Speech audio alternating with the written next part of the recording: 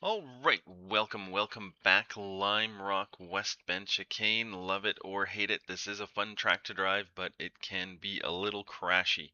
If you are new to Limerock, cold tires here are a little bit more of a thing than some tracks.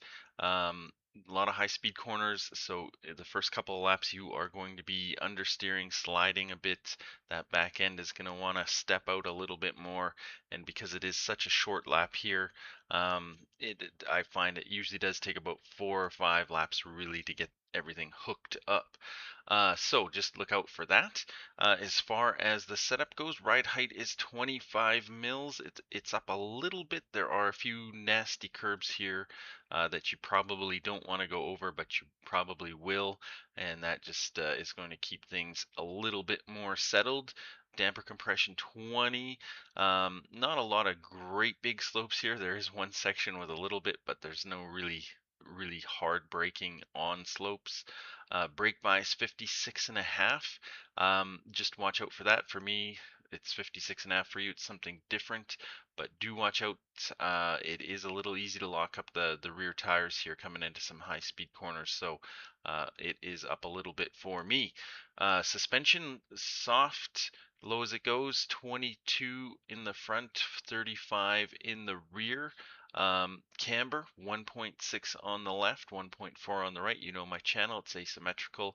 The left hand side is just doing a little bit more work, so it is turned up a bit more. Toe in is not turned up super high. Yeah, there's not a lot of really tight curbs or corners, and just so braking isn't a huge issue here. Tire temps aren't a huge issue here. In fact, if you turn this up higher, the tire temps can get pretty hot.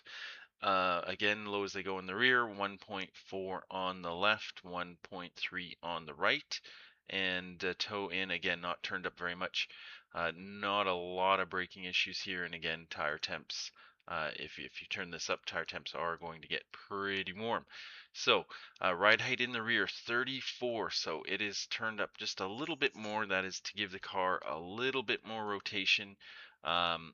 Because the toe in is turned down, you do need the car to rotate a little bit because the ARB is down at 10.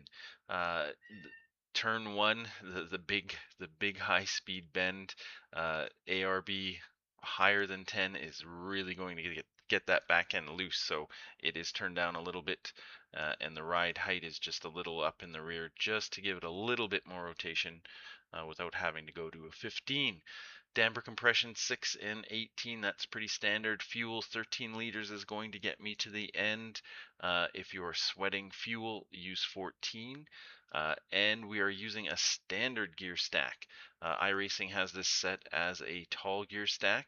It's definitely not bad. If you are one of the faithful that are using a stick, you may actually find standard is a little bit easier. There's some awkward shifts with a tall stack. That's what my cat says anyway.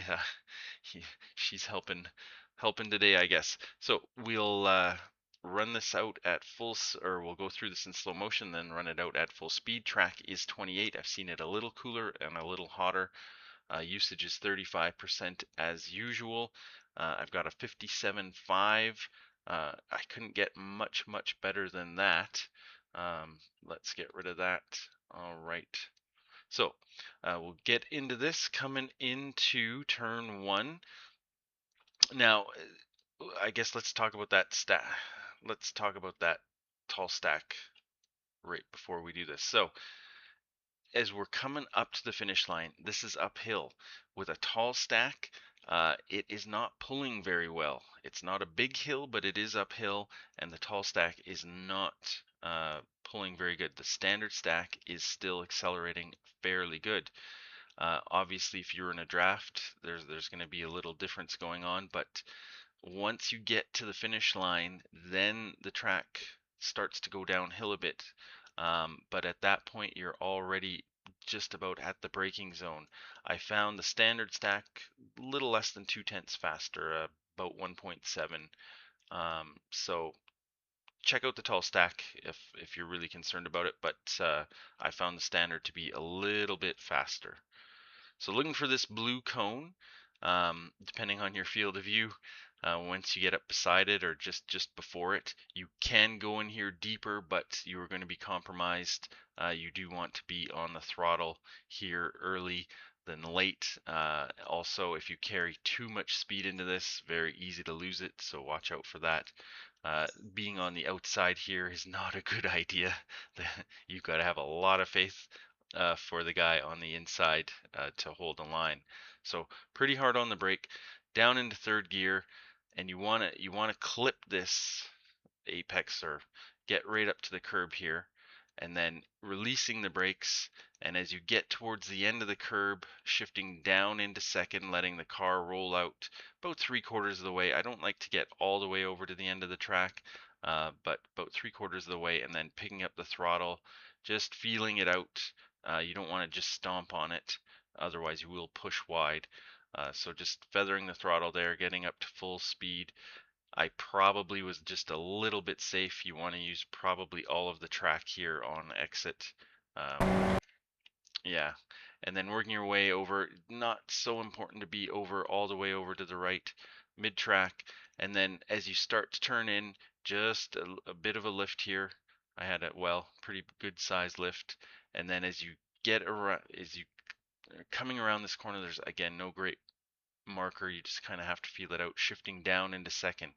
Just make sure the reason why there was a lift in third gear is because if you're on third, if you're full throttle in third gear, you're going to push wide, and when you downshift, those rear wheels are going to under rotate and going to spin you out like crazy. So watch out for that. So a lift and then shift down into second, and very important, get onto this curb. It is going to help hold a tight line here because you really do need to set this up to go fast for this next little bit of straight. So keeping it way tight to the left. I probably turn in here just a smidge early. Kind of the kink in the track here is more or less where you want to turn in. And then just picking up the throttle. Tires are grippy, so it didn't compromise me too much. Up into third gear, get right up tight against that curb, but do not go on it. That is a very unpleasant curb. And then just use those curbs here on exit. Straight line it as much as you can. And then looking for the curbs here, you want to get your tire onto the curbs. They can be a little finicky about giving you an X if you're on the grass in front of the curbs, so just watch out for that. And just a bit of a lift in fourth gear, turning the car in and then picking up the throttle nice and early as you come up on the hill here. Now, you can definitely catch some air here.